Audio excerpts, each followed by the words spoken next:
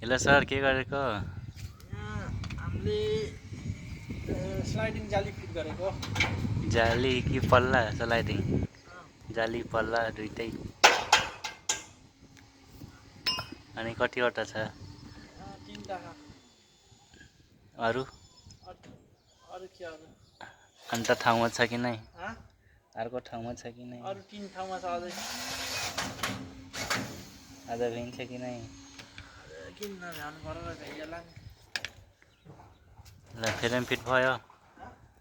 फेरेम fit भयो? हुँदैछ अझै भयो। यसो हामीलाई पनि सिकाइदिनु।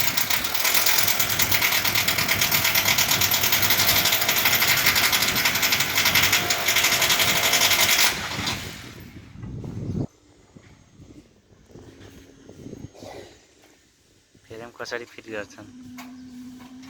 फेरेम राख्ने हैन, हिलजिले जङ गर्ने।